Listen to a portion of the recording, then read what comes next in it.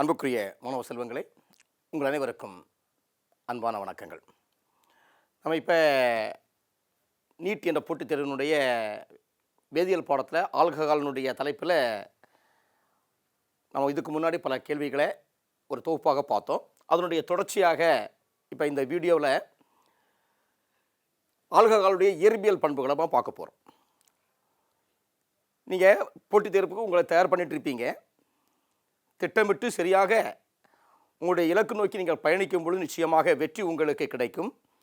அழகாக ஒரு கிரேக்க பழமொழி சொல்லுவாங்க, முடியும் வரை உழைப்பதல்ல வெற்றி, முடிக்கும் வரை உழைப்பதை வெற்றி. அதை மனதில் வைத்து நீங்கள் உங்களுடைய போட்டித் தேர்வுக்கு தயாராகும்படி உங்களை அன்போடு கேட்டுக்கொண்டு நம்முடைய இந்த பாடப்பகுதிக்குள்ளே போயிடுவோம். இன்று பார்த்தீங்கன்னா ஃபிசிக்கல் ப்ராப்பர்ட்டிஸ் ஆஃப் ஆல்கஹால், அதாவது ஆல்கஹாலுடைய இயற்பியல் பண்புகளினுடைய தலைப்பில் இதுக்கு முன்னாடி கேட்கப்பட்ட கேள்விகளுடைய தொகுப்பை நம்ம இந்த பாடப்பகுதியில் பார்க்க போகிறோம். ஓகே, பார்த்தீங்கன்னா ஃபிசிக்கல் ப்ராப்பர்ட்டிஸ்னால் என்ன, ஒரு இயற்பியல் பண்பு அப்படின்னா நம்ம எதை சொல்கிறது? இயற்பியல் பண்பு என்பது இது ஒரு பண்பு. இந்த பண்பு என்பது மெஷரபிள், அதாவது நம்மால் அதை மதிப்பிட முடியும். Without changing their identity of the substance, அதனுடைய குணநலங்களை மாற்றாமல் எந்த ஒரு பொருளுடைய பண்பை நம்ம அப்படியே மதிப்பிட முடியுமோ அதை நம்ம இயற்பியல் பண்புன்னு சொல்லுவோம். அப்போ அந்த வகையில் இந்த பாடப்பகுதியில் உள்ள இயற்பியல் பண்புகளை பற்றி பார்க்க போகிறோம். பார்த்தீங்கன்னா ஃபஸ்ட்டு கொஸ்டின் ஒரு ஈஸியான எளிமையான question. Ethanol and dimethyl ether, அதாவது ரெண்டு சேர்மங்களை கொடுத்துருக்காங்க, ஒன்று எத்தனால், இன்னொன்று dimethyl ether, R a pair of functional isomerism. அப்போ இங்கே ஒரு புதிய வார்த்தை ஃபங்க்ஷனல் ஐசோமெரிசம். அப்போ பிள்ளைகள் முதல்ல ஃபங்க்ஷனல் ஐசோமெரிசம்னா என்னன்னு தெரியணும். ஐசோமெரிசம் என்பது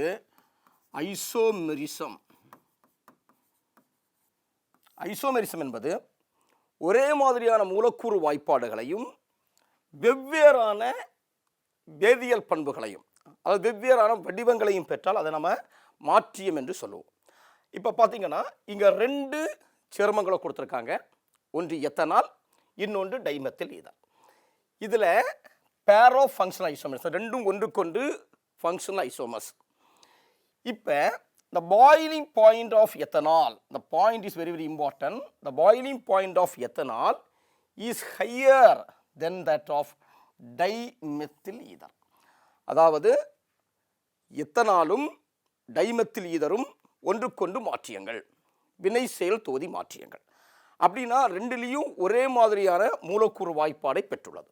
பார்த்தீங்கன்னா ethyl alcohol C2H5OH, dimethyl ஈதர்னா CH3OCH3. இப்போ பாருங்கள், இது எப்படி நம்ம இதை ஐசோமர்ஸ்னு சொல்கிறோன்னா, இங்கேயும் கார்பன் எண்ணிக்கை 2, இங்கேயும் 2. ஹைட்ரஜன் இங்கே பார்த்தீங்கன்னா 6, இங்கேயும் 3 + 3 6. இங்கே ஒரு ஆக்சிஜன் இருக்குது, இங்கேயும் ஒரு ஆக்சிஜன் இருக்குது. ஆகவே இந்த ரெண்டு சேர்மங்களும் ஒன்றுக்கொண்டு மாற்றியங்கள். இங்கே என்ன மாற்றியம் இருக்குன்னா, இங்கே ஆல்கஹால் என்ற ஒரு வினை செயல் தொகுதி இருக்குது, இங்கே ஈதர் என்ற ஒரு வினை செயல் தொகுதி இருக்குது. இதுதான் வினைல் செயல் தொகுதி மாற்றியங்கள் பேர். That is called functional isomerism, functional isomers. இப்போ இந்த ரெண்டு மாற்றியங்களும் ஒரே விதமான மூலக்கூறு வாய்ப்பாடுகளை பெற்ற போதிலும் பாயிண்ட் என்னன்னா, த பாயிலிங் பாயிண்ட் ஆஃப் எத்தனால், அதாவது அதனுடைய கொதிநிலை, எத்தனால் ஆல்கஹாலுடைய கொதிநிலை டைமெத்தில் ஈதரை விட அதிகமாக இருக்குது. அதான் கேள்வி. அதுக்கு காரணம் என்ன? 4 பாயிண்ட்டுகள் கொடுத்துருக்காங்க. இப்போ பார்த்தீங்கன்னா எப்பொழுதுமே பிள்ளைகள் ஞாபகம் வச்சுக்கணும், இதே மாதிரி உள்ள பேசிக் கான்செப்ட் வரக்கூடிய பாடப்பகுதிகளை நீங்கள் கவனமாக ஞாபகம் வச்சுக்கணும். பாயிலிங் பாயிண்ட்டை, ஒரு சேர்மத்தினுடைய கொதிநிலையை எது தீர்மானிக்கிறதுனா அதில் செயல்படக்கூடிய சில விசைகள். அப்படிப்பட்ட விசைகளில் முதல் விசை வந்து ion dipole interaction, ion dipole interaction ஒன்று. அடுத்தது ஹைட்ரஜன் பிணைப்பு. அதுக்கு அடுத்தபடியாக டைபோல் இருமுனை கவர்ச்சி. அடுத்தது லண்டன் ஃபோர்ஸ். இதுதான் ஒரு கரிம சேர்மத்தில் இருக்கக்கூடிய அதனுடைய கொதிநிலையை தீர்மானிக்கக்கூடிய காரணிகள். அப்போ ஒரு சேர்மத்தில் அயான் டைபோல் கவர்ச்சி இருந்தால் அது அதிக கொதிநிலையை பெறும். அதற்கு அடுத்தபடியாக ஹைட்ரஜன் பிணைப்பை பெறணும். அதுக்கு அடுத்தபடியாக டைபோல் டைபோல் இருமுனை கவர்ச்சி. இதுதான் அதனுடைய வரிசை. இப்போ பாருங்கள், இங்கே 4 பாயிண்ட் கொடுத்துருக்காங்க. முதல் பாயிண்ட் ஹைட்ரஜன் பாண்டிங்கின் எத்தனால், ரெண்டாவது ஹைட்ரஜன் பாண்டிங்கின் டைமெத்தில் ஈதர். அப்போ நமக்கு தெளிவாக கொடுத்துட்டாங்க, ஹைட்ரஜன் பாண்டிங்னு கொடுத்துட்டாங்க. அப்போ ரெண்டினுடைய ஹைட்ரஜன் பாண்டிங்கையும் கம்பேர் பண்ண போகிறோம். அடுத்தது மூணாவது ஆப்ஷன் என்ன கொடுத்துருக்காங்கன்னா CH3 குரூப்பின் எத்தனால். எத்தனாலில் CH3 குரூப் இருக்குது, CH3 CH2OH.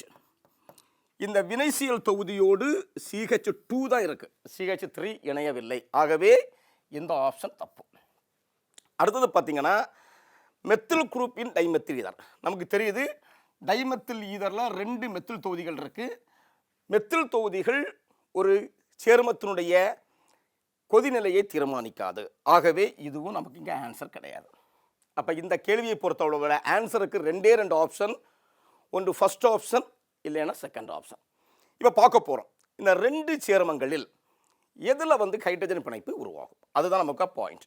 இப்போ ஹைட்ரஜன் பிணைப்பு உருவாகணும்னா ஹைட்ரஜன் அதிக எலக்ட்ரோ நெகட்டிவிட்டி, எலக்ட்ரான் கவர்த்தன்மையுடைய ஆக்சிஜன், நைட்ரஜன் ப்ளஸ் ஹாலஜன், அதாவது ஹாலஜன்னா ஃப்ளூரின், குளோரின் போன்ற தனிமங்களோடு நேரடியாக சகப்பிணைப்பில் ஈடுபட்டு இருந்தால் அங்கு நமக்கு என்ன உருவாகும், ஹைட்ரஜன் பிணைப்பு உருவாகும்.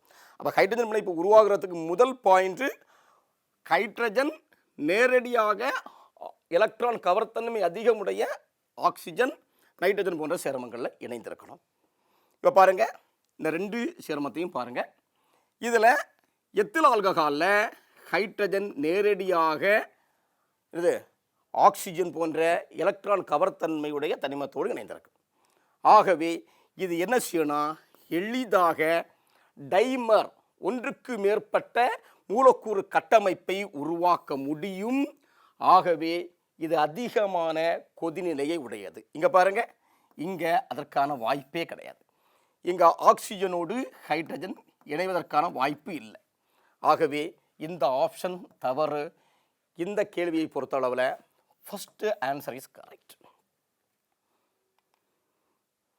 First answer is correct. So hydrogen bonding in ethanol, எத்தனாலில் செயல்படக்கூடிய ஹைட்ரஜன் பிணைப்பு அதனுடைய கொதிநிலைக்கு காரணமாக அமைகிறது. ரெண்டாவது கொஸ்டின் பாருங்க, the correct increasing order of acidity. அழகான வார்த்தை கொடுத்துருக்காங்க, அசிடிட்டின்னு சொல்கிற ஒரு டேம். அசிடிட்டி அது என்ன கேட்டிருக்காங்க, இன்க்ரீசிங் ஆர்டர். சில இடங்களில் டிசெண்டிங் ஆர்டர்னு கொடுப்பாங்க, சில இடங்களில் அசெண்டிங் ஆர்டர், இன்க்ரீசிங் ஆர்டர்னு கொடுப்பாங்க. ஸோ எப்படி அந்த கேள்வி கேட்குறாங்களோ பிள்ளைகள் அதுக்கு கரெக்டாக புரிந்துட்டு, நமக்கு தெரிஞ்ச பகுதி தான் இருந்தாலும் அந்த கேள்வியை உட்கிரகித்து பதில் சொல்கிறதுக்கு நம்ம தெரியணும். இப்போ இன்க்ரீசிங் ஆர்டர் கேட்டிருக்காங்க. இன்க்ரீசிங் ஆர்டர் அதிகரிக்கும் தன்மை எது, அதனுடைய அசிடிட்டி, அமிலத்தன்மை. அப்படின்னா முதல்ல நமக்கு என்ன தெரியணும்னா, இப்போ பார்த்துங்க, இங்கே 4 சேர்மங்கள் கொடுத்துருக்காங்க. பாருங்கள், ஃபஸ்ட்டு சேர்மத்தை எடுத்துக்கங்க. ஃபஸ்ட்டு வரிசை நீர் மூலக்கூறு கொடுத்துருக்காங்க. அடுத்தது அசிட்ரின் கொடுத்துருக்காங்க. அடுத்தது கார்போனிக் அமிலம் கொடுத்துருக்காங்க. அடுத்தது ஃபீனால் கொடுத்துருக்காங்க. ஃபீனால்னு சொல்கிற ஒரு சேர்மம் கொடுத்துருக்காங்க. இப்போ இந்த 4ஐயும் நம்ம கம்பேர் பண்ண போகிறோம். இப்போ பாருங்கள், நீர் மூலக்கூறு எடுத்திங்கன்னா இதுதான் நீர் மூலக்கூறுடைய வடிவம். இப்போ பாருங்கள், இங்கே என்ன இருக்குது, எளிதாக 2 OH பிணைப்பு உள்ளது. 2 OH பிணைப்பு.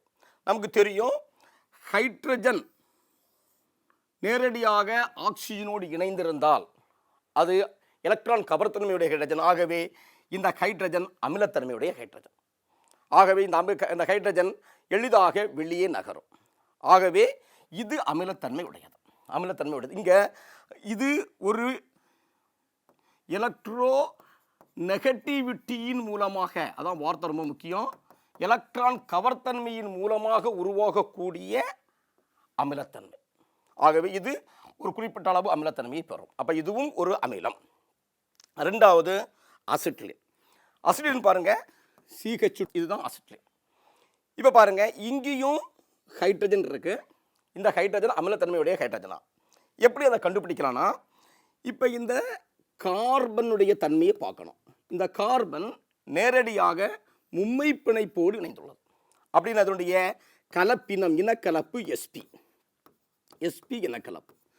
SP இனக்கலப்புனா இதில் 50% S தன்மை உள்ளது.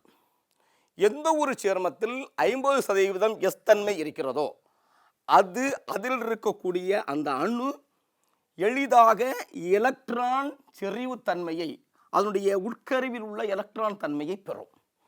ஆகவே இங்கே கார்பன் அதிகமான எலக்ட்ரான் கவர் தன்மையை பெறக்கூடிய காரணத்தால் இது ஒரு தூண்டப்பட்ட, இந்த வார்த்தை ரொம்ப முக்கியம், தூண்டப்பட்ட எலக்ட்ரான் கவர் தன்மையை கார்பன் பெறுகிறது.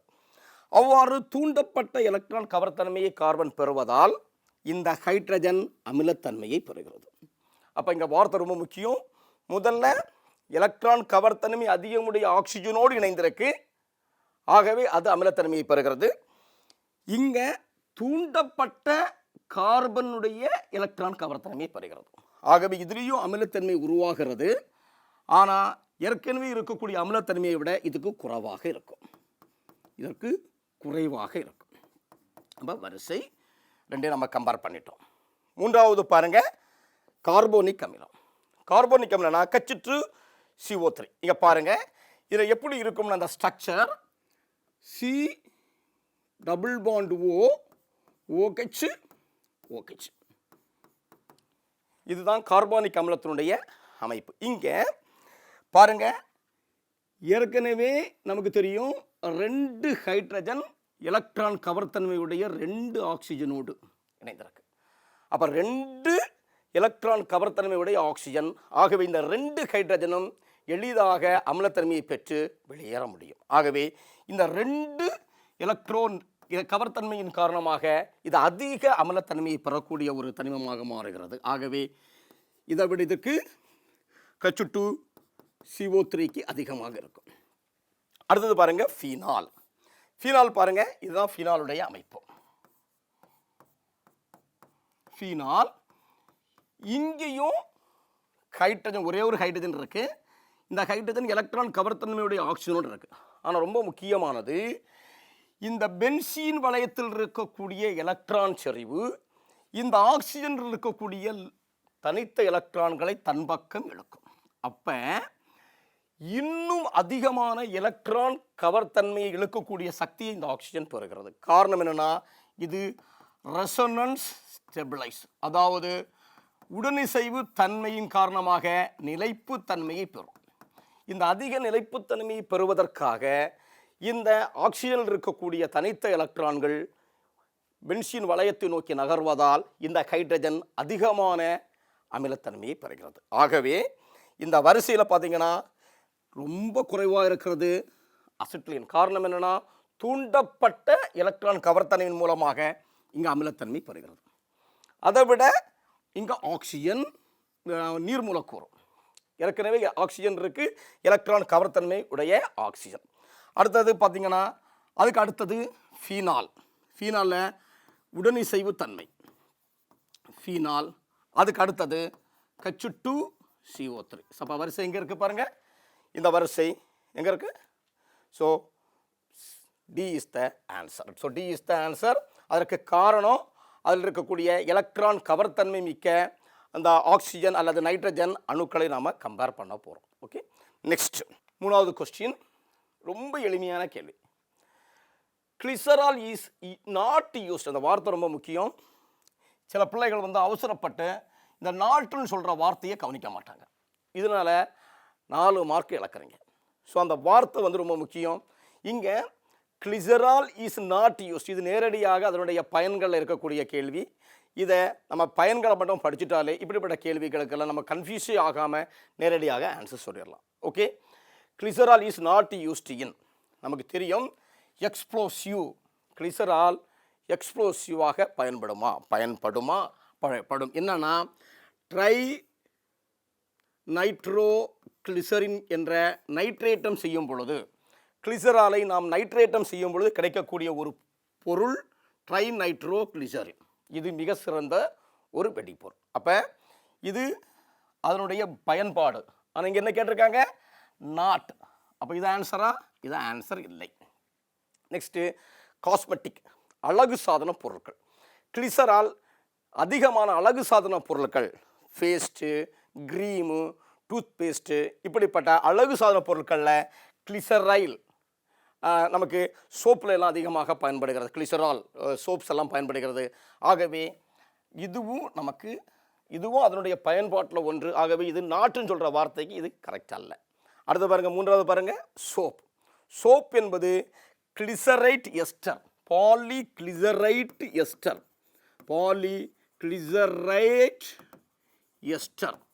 அப்போ இதில் என்ன இருக்குது? கிளிசரால் இருக்குது. ஸோ அப்போ கிளிசராலுடைய ஒரு முக்கியமான பயன் சோப்பு. ஆகவே இதுவும் அந்த நாட்டுக்கு கரெக்ட் இல்லை. அப்போ இனிமேல் நமக்கு ஒரே ஒரு ஆப்ஷன் தான் இருக்குது. எது? மேட்சஸ், தீப்பெட்டிகளில் பெரும்பாலும் நம்ம இந்த கிளிசரால் பயன்படுறது. ஏன்னா கிளிசரால் வந்து இஸ் டாக்ஸிக், கேஸஸ் டாக்ஸிக். ஆகவே நம்ம மேட்சஸில், தீப்பெட்டிகளில் நாம் பயன்படுத்துவதில்லை. ஆகவே நம்முடைய கரெக்டான ஆன்சர் இது. இங்கே 4th ஆன்சர் பாருங்கள், மேட்சஸ், தீப்பெட்டிகளில் கிளிசரால் பயன்படுவதில்லை. அப்போ இந்த காரணம் என்னென்னா இந்த நாட்டுன்னு சொல்கிற வார்த்தையை நாம் கவனிக்கணும். Okay, next 4th question. இது அதனுடைய இயற்பியல் பண்புகளை ரொம்ப முக்கியமான கான்செப்டை எக்ஸ்பிளைன் பண்ணக்கூடிய ஒரு பண்பு. பாருங்கள், which of the following statement is not correct? இங்கேயும் அந்த வார்த்தை very very important. Not correct. True about alcohol. ஆல்கஹால்களை பற்றிய கூற்றுகளில் தவறான கூற்று எது? அதுதான் ரொம்ப முக்கியமானது. இப்போ பாருங்கள், ஆல்கஹால் பற்றிய பின்வரும் கூற்றுகளில் எது தவறானது? இப்போ ஆல்கஹால்னா அதனுடைய பண்புகள் நம்ம பார்க்க போகிறோம். ஃபஸ்ட்டு பாருங்கள், lower alcohols have fiery taste and strong smell. எப்போவுமே ஞாபகம் வச்சுங்க, ஆல்கஹாலுக்கு ஒரு குறிப்பிட்ட சுவையும் மனமும் இருக்கும். எல்லா ஆல்கஹாலும், பெரும்பாலும் மெத்தில் ஆல்கஹால், எத்தில் ஆல்கஹால், எல்லா வகையான ஆல்கஹால்கள், அதையும் குறைந்த எண்ணிக்கை உள்ள கார்பனுடைய எண்ணிக்கை குறைவாக இருந்தால் அதில் என்ன இருக்கும்?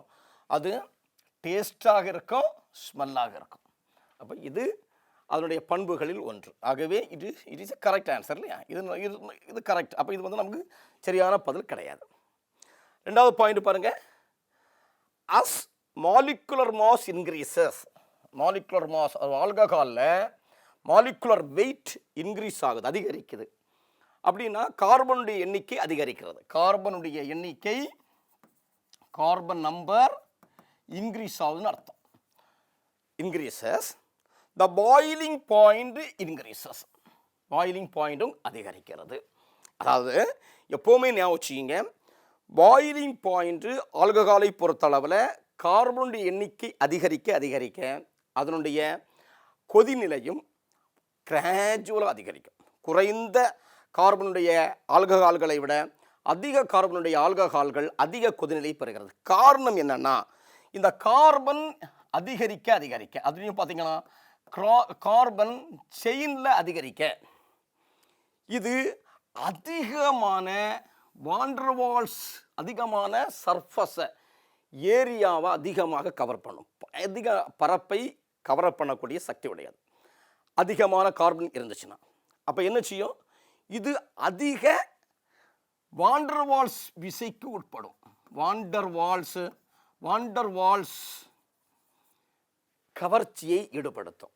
அவ்வாறு அதிக எண்ணிக்கையுடைய கார்பன்களை பெறுவதால் அதிக பரப்பை கவருகிறது. அதிக பரப்பை கவருவதால் அதில் செயல்படக்கூடிய வாண்டர்வால்ஸ் விசை அதிகரிக்கிறது.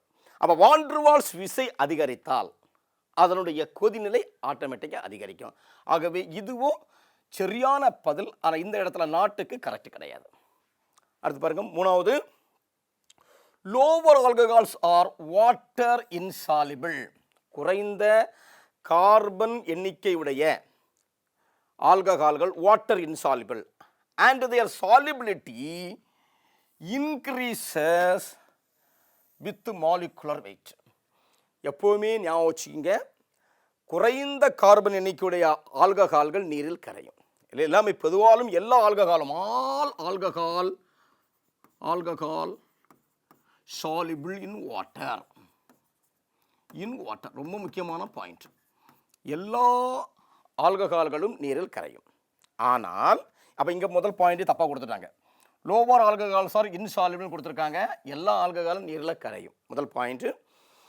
ரெண்டாவது, their solubility கரையக்கூடிய தன்மை increases with molecular weight increase ஆக சாலிபிலிட்டி அதிகம்னு கூடுறான். எப்போவுமே ஞாபகம் வச்சுக்கிங்க, சாலிபிலிட்டி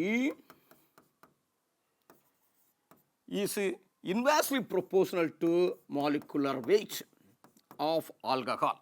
ஞாபகம் வச்சுங்க.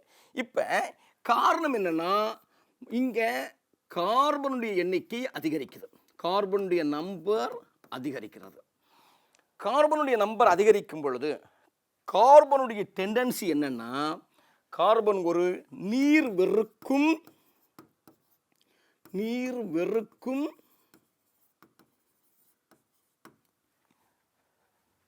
தனிமம்.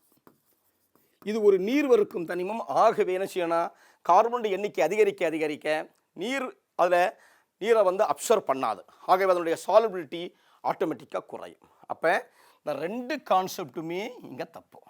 அப்போ not correct. That is the correct answer.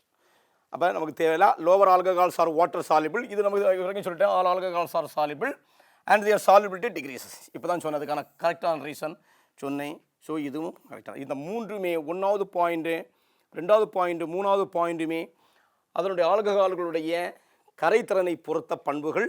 ரொம்ப முக்கியமாக இந்த ரெண்டாவது பாயிண்ட்டையும் நாலாவது பாயிண்ட்டையும் பிள்ளைகள் நல்லா தெரிஞ்சுக்கணும். ஒன்றில் boiling point with molecular weight, இன்னொன்று சாலிபிலிட்டி வித் மாலிகுலர் வெயிட். இந்த ரெண்டு பாயிண்ட் ரொம்ப ரொம்ப முக்கியமான பாயிண்ட்டு. இந்த ரெண்டு பாயிண்ட்டையும் வச்சு அதிகமான கேள்விகள் அடிக்கடி கேட்குறாங்க. Solubility with molecular wait, boiling point with molecular wait. இந்த ரெண்டு பாயிண்ட்டும் ரொம்ப ரொம்ப முக்கியமானது. ரெண்டும் ஒன்றுக்கொண்டு ரிவர்ஸ். இதை நீங்கள் ஞாபகம் வச்சுக்கணும். ஸோ அப்போ இங்கே பொறுத்தவரை கரெக்டான ஆன்சர் சி இஸ் த கரெக்டான ஆன்சர், அதாவது நாட் கரெக்ட். ஸோ இதனுடைய பண்பு கிடையாது. ஓகே, நெக்ஸ்ட் அஞ்சாவது கொஸ்டின், ரொம்ப ஈஸியான question. Prolonged boiling of animal fat. ஒரு விலங்கு கொழுப்பை வெப்பப்படுத்தும் பொழுது, எதோடு வெப்பப்படுத்துகிறோம், கார கரைசலோடு வெப்பப்படுத்தும் பொழுது நமக்கு என்ன கிடைக்கும்? எப்போவுமே ஞாபகம் வச்சுக்கணும், இது ஒரு முக்கியமான ப்ராசஸ். அதாவது விலங்கு கொழுப்பு என்பது, ஃபேட் என்பது பாலிகிளிசரேட் எஸ்டர். ஏற்கனவே சொன்னோம், ஒரு பாலிகிளிசரேட்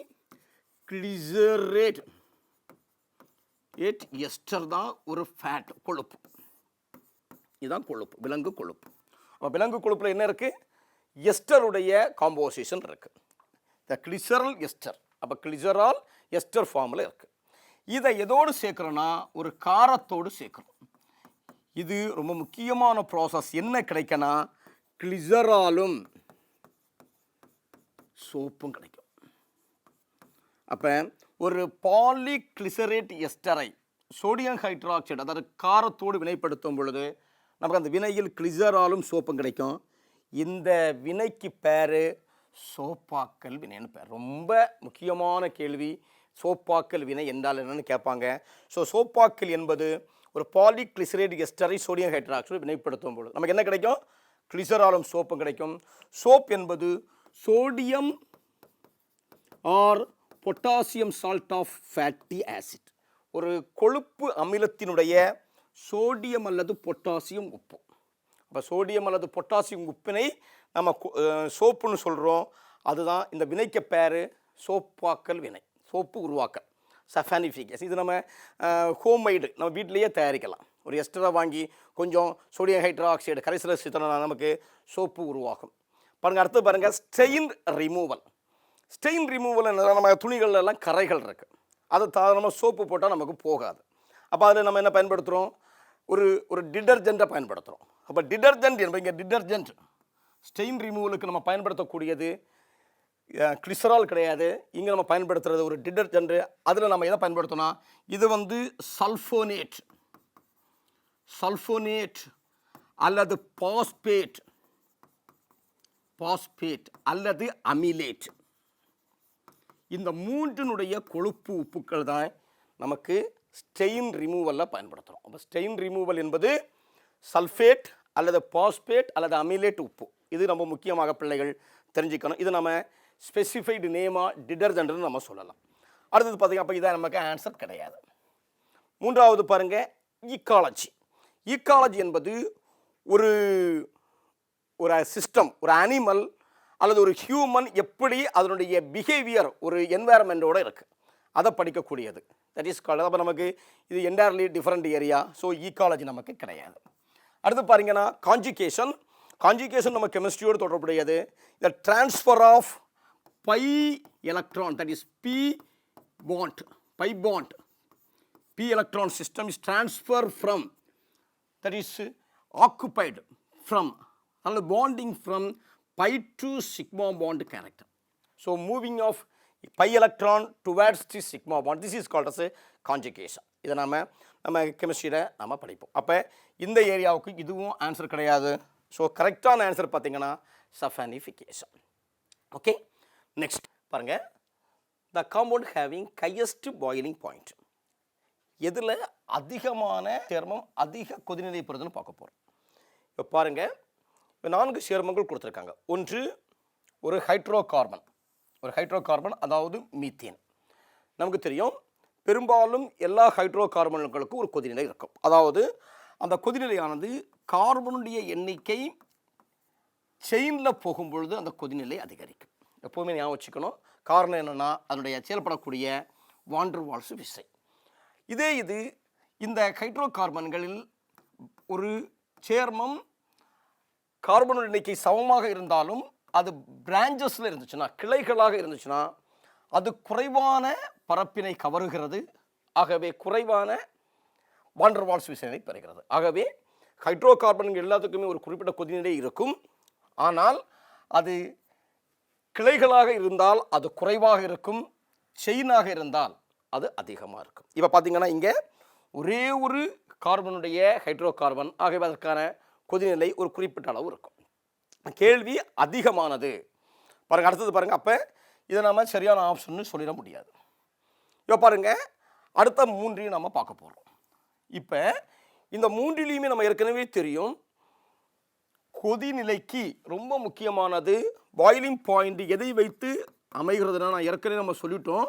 எதை வைத்து அமைகிறதுனா அயான் டைபோல் இன்ட்ராக்ஷன் அல்லது ஹைட்ரஜன் பிணைப்பு. இந்த ரெண்டும் ஒரு சேர்மத்தில் செயல்பட்டால் அதில் கொதிநிலை அதிகமாக இருக்கும். இப்போ பாருங்கள், இந்த 3 சேர்மங்கள்லையும் அயான் டைபோல் கிடையாது. ஆனால் ஹைட்ரஜன் பிணைப்பு இருக்கான்னு பார்க்க போகிறோம். ஹைட்ரஜன் பிணைப்பு என்பது பாருங்கள், நமக்கு தெரியும் ஏற்கனவே ஒரு ஹைட்ரஜன் ஆனது எலக்ட்ரான் செறிவுமிக்க ஆக்சிஜனோடோ அல்லது நைட்ரஜனோடோ அல்லது ஹாலஜன்கள், ஃப்ளூரின், குளோரின் போன்ற ஹாலஜன்களோடு இணைந்திருந்தால் அதில் என்ன செய்யும்? இந்த ஹைட்ரஜன் எதை உருவாக்கும்? ஹைட்ரஜன் பிணைப்பை உருவாக்கும். இப்போ பாருங்கள், இங்கே ஹைட்ரஜன் இருக்கு. இந்த ஹைட்ரஜன் ஆக்சிஜனோடு நேரடியாக இணைஞ்சிருக்கு. அப்போ இந்த ஹைட்ரஜன் எதை உருவாக்க முடியும்? ஹைட்ரஜன் பிணைப்பை இந்த இடத்துல உருவாக்க முடியும். ஆனால் இங்கே பாருங்கள், இங்கே புரோமைடு, இங்கே குளோரைடு, இதில் பக்கத்தில் ஹைட்ரஜன் இல்லை. ஆகவே இங்கே என்ன உருவாகனா டைபோல் டைபோல் இன்ட்ராக்ஷன் உருவாகும். டைபோல் டைபோல் இன்ட்ராக்ஷன் ரொம்ப முக்கியமான பாயிண்ட்டு. டைபோல் டைபோல் இன்ட்ராக்ஷன் என்பது, அதாவது இதனுடைய கவர்த்தன்மையின் காரணமாக பகுதி அளவு மைனஸும் இங்கே பகுதி அளவு ப்ளஸ்ஸும். அப்போ டைபோல் டைபோல் இருமுனை இருமுனை கவர்ச்சி என்பது ரொம்ப முக்கியமாக பிள்ளைகள் தெரிஞ்சிக்க வேண்டியது. எந்த ஒரு இடத்துல எலக்ட்ரான் கவர்த்தன்மை மிக்க தனிமம் கார்பனுக்கு பக்கத்துலையோ இல்லை குறைந்த ஒரு எலக்ட்ரான் கவர்த்தன்மையுடைய தனிமத்துக்கு பக்கத்தில் இருந்துச்சுன்னா இது இந்த பிணைப்பில் உள்ள எலக்ட்ரானை தன் பக்கம் இழுக்கும். ஆகவே பகுதி அளவு பார்சியல், இந்த வார்த்தை is very very important, partial charge. இந்த பகுதி அளவு சுமைதான் டைபோல்னு சொல்கிறோம். அயான் என்பது முழுமையான சார்ஜ். அப்போ அயான் சார்ஜுக்கும் டைபோல் சார்ஜுங்களோட வித்தியாசத்தை பிள்ளைகள் தெரிஞ்சுக்கணும். அப்போ டைபோல் என்பது பார்சியல். ஆகவே ஹைட்ரஜன் பிணைப்பை விட இதனுடைய பாய்லிங் பாயிண்ட் தன்மை குறைவாக இருக்கும். ஆகவே இந்த ரெண்டுக்கும் ஹைட்ரஜன் பிணைப்பில் உருவாகக்கூடிய கொதிநிலையை விட குறைவு. ஆகவே இந்த ரெண்டும் நமக்கு ஆன்சர் கிடையாது. So the correct answer is methanol. அங்கே என்ன இருக்குது? OH இருக்குது. So methanol is the correct answer. பாருங்கள், நெக்ஸ்ட் கொஸ்டின் பாருங்கள். Intermolecular hydrogen bonding is strongest. அப்போ ஹைட்ரஜன் பாண்டிங் சொல்கிற ஒரு வார்த்தை கொடுத்துருக்கான். அதுக்கு முன்னாடி இன்டர்மாலிகுலர், தட் இஸ் இன்டர்மாலிகுலர் என்பது மூலக்கூறுகளுக்கு இடையே, மூலக்கூறுகளுக்கு இடையே, அதாவது ஒரு நீர் மூலக்கூறு இன்னொரு நீர் மூலக்கூறு. அப்போ இது ஒரு மூலக்கூறு, இது ஒரு மூலக்கூறு, இதற்கு இடையே உருவாகக்கூடிய ஹைட்ரஜன் பிணைப்பு, இதுதான் இன்டர்மாலிகுலர் ஹைட்ரஜன் பாண்டிங். இப்போ இங்கே 4 கொடுத்துருக்காங்க. இதில் எதற்கு அதிகம்னு பார்க்க போகிறோம். இப்போ பாருங்கள், நமக்கு தெரியும் ஃபஸ்ட்டு பாயிண்ட்டு, ஹைட்ரஜன் பாண்டிங் உருவாகணும்னா என்ன இருக்கணும்? ஹைட்ரஜன் எலக்ட்ரான் கவர்த்தன்மையுடைய ஆக்சிஜன் நைட்ரஜன் போன்ற தனிமங்களோடு இணைந்திருக்கணும். அதாவது அது ஹைட்ரஜன் பிணைப்பை உருவாக்குவதற்கு முக்கியமான காரணம். ரைட். இப்போ ஃபஸ்ட்டு சேர்மத்தை பாருங்கள், ஃபீனால். Phenol OH.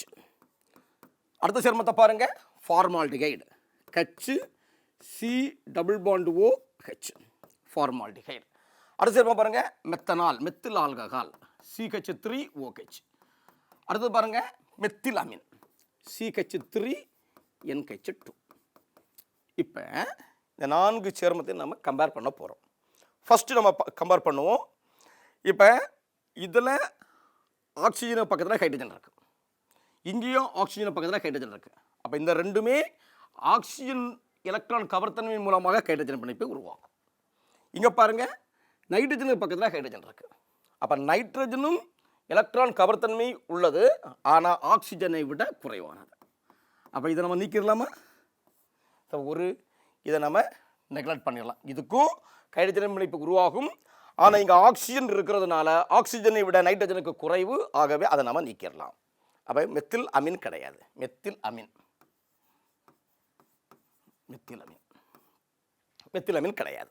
அடுத்தது பாருங்கள், ஃபார்மால்டிகைடு எடுத்துக்கங்க. ஃபார்மால்டிகைடில் நமக்கு என்ன கிடையாது? ஹைட்ரஜன் நேரடியாக எலக்ட்ரான் கவர்த்தன்மையுடைய தனிமத்தோடு இணையலை. எதோடு இணையுது?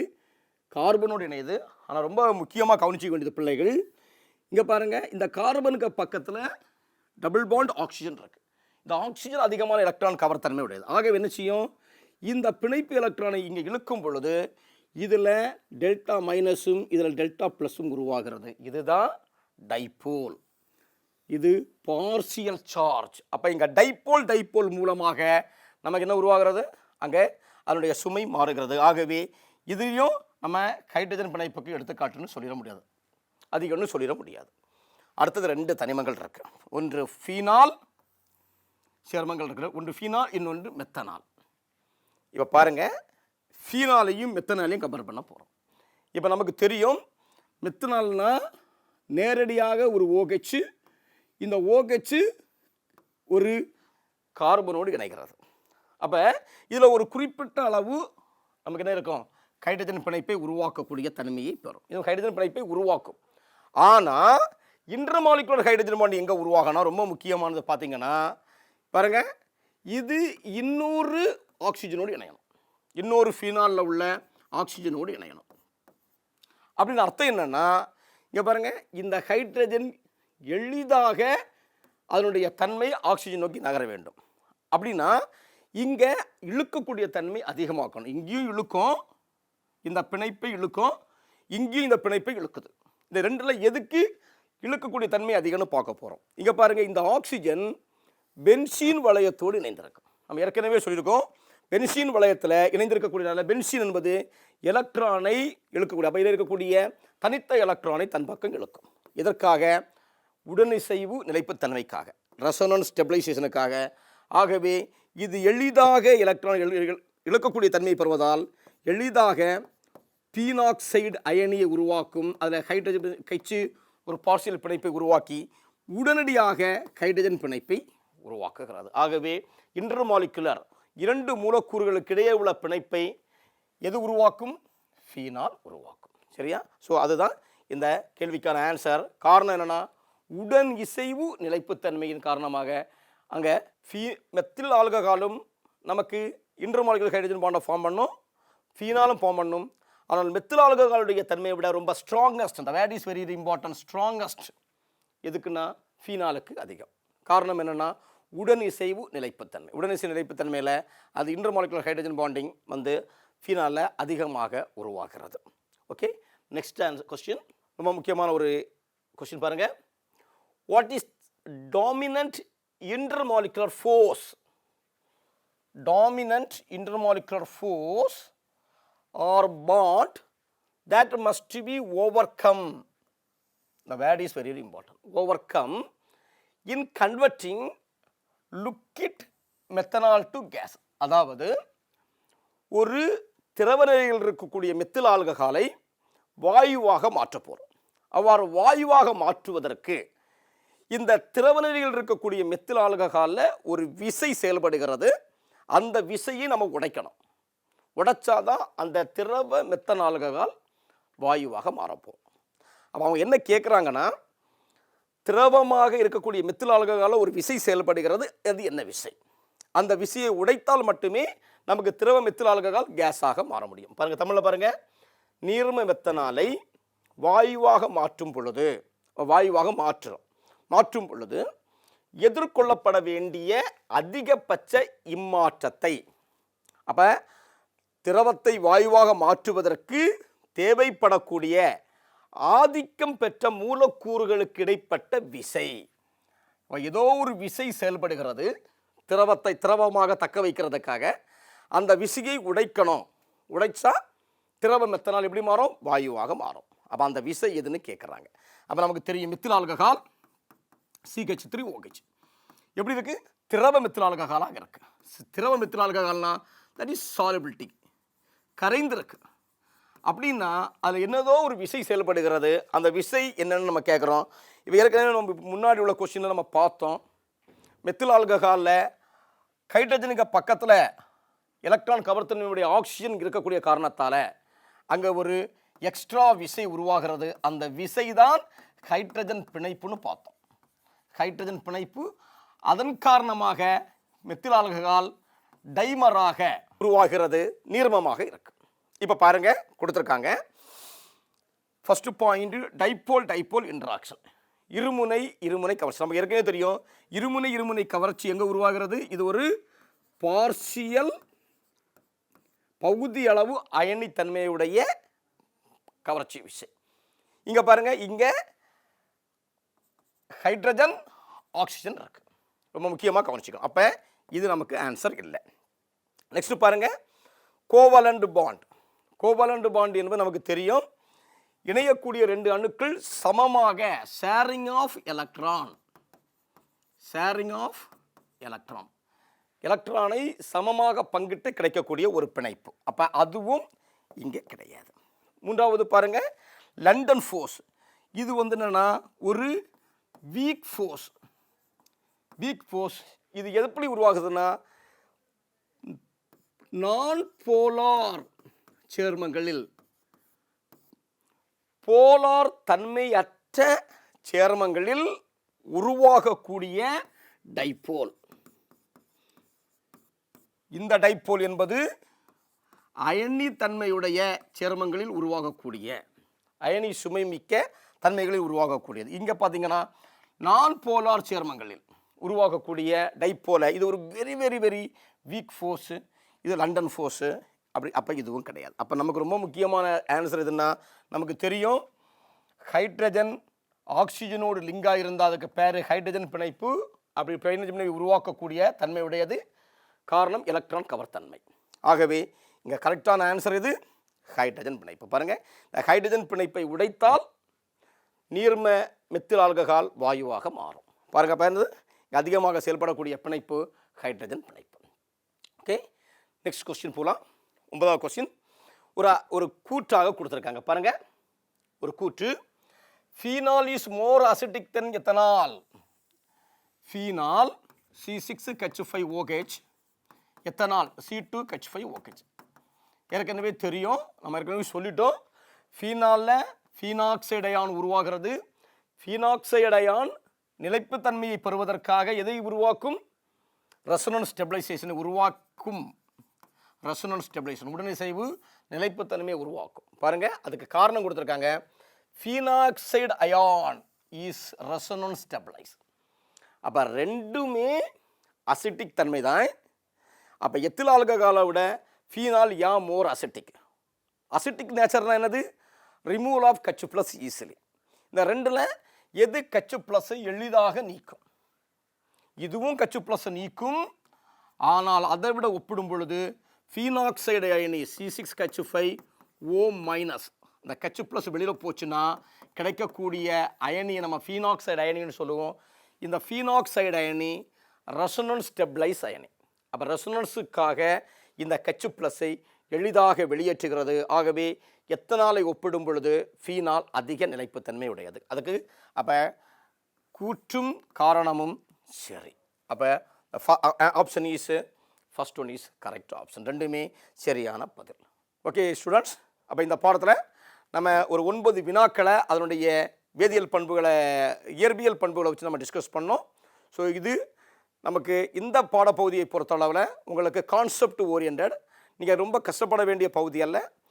புத்தகத்தில் இருக்கக்கூடிய இயற்பியல் பண்பு பகுதிகளை நீங்கள் ஒழுங்காக புரிந்து படிச்சிட்டிங்கனாலே இந்த பகுதியில் கேட்கக்கூடிய கேள்விகளுக்கு உங்களால் எளிதாக விடையளிக்க முடியும். நன்றி, வணக்கம்.